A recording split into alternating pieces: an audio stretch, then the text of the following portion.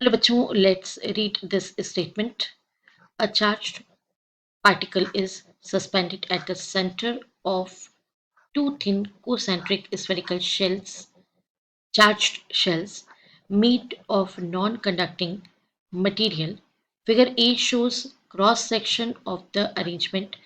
Figure B gives the net flux phi through a Gaussian sphere centered on the particle as a function of radius r of the sphere. In which range of the values of R is the electric field 0? Options are 0 to RA, RA to RB, for R greater than RB. For no range of R, electric field is 0. So first of all हम की concept को discuss करेंगे. तो देखिए student, simple सा की concept है यहाँ पर, and that is Gauss theorem से जो हम कैलकुलेशंस करते हैं फ्लक्स का, phi equals to Q upon epsilon naught. Phi, that is flux, q I n, that is charge enclosed, and epsilon naught, that is permittivity.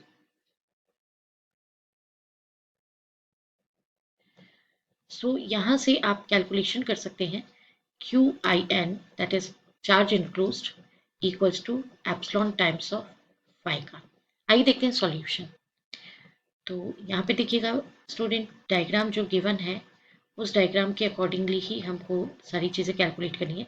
देखिए charge रखा हुआ है, ये शेल ए बना हुआ है जिसका रेडियस है R A, and shell B बना हुआ है जिसका रेडियस गिवन है आर बी.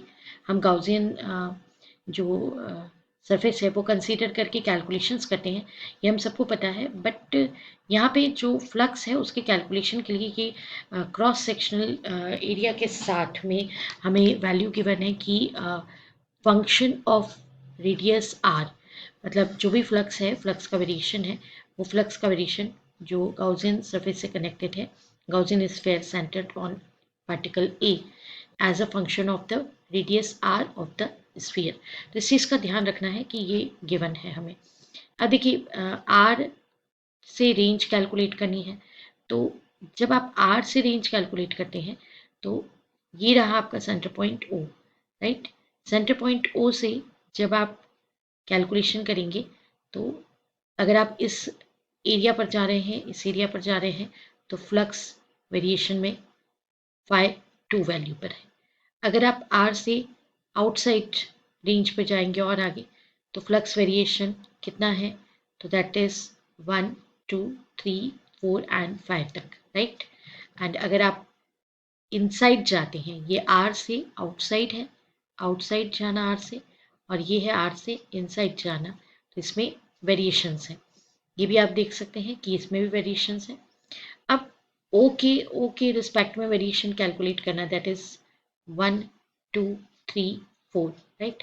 तो ये 4 वेरिएशंस इस तरफ आते हैं, तो फाई का वैल्यू इस तरफ जाते हैं, तो माइनस साइन के साथ -4 आ जाता है. बट हमें तो कैलकुलेशन क्या करना है कि विच रेंज ऑफ वैल्यू, मतलब range of the values of R is the electric field is 0, right. पर जब यहाँ पे फ्लक्स एग्जिस्ट करेगा तो क्या इलेक्ट्रिक फील्ड 0 होगा? No. Why? Because we know that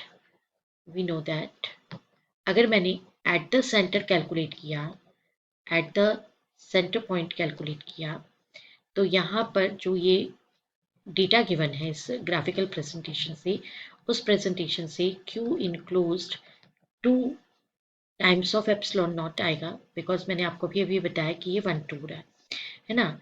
फिर अगर मैं इसमें वेरिएशंस देखूं तो ए के साइड पे इनसाइड में वेरिएशंस देखूं, तो उस वक्त भी ये वेरिएशंस में फ्लक्स के लिए कुछ ना कुछ वैल्यू गिवन है, तो 0 नहीं होगा. क्यू जो है, क्यू इनसाइड, ये सेंटर पर 0 नहीं है, बाकी आसपास 0 नहीं है. तो ऐसे कंडीशन में phi E dot D S equals to Q enclosed by epsilon naught. ये आइडेंटिटी अगर मैं यूज करूं, तो सिंस क्यू एग्जिस्ट करता है, Q enclosed is not equals to 0, therefore electric field जो है वो कहीं भी 0 नहीं होगा. तो For no range of R, electric field is 0. Option D is the right option. I hope you understood it well. Best of luck. Thank you.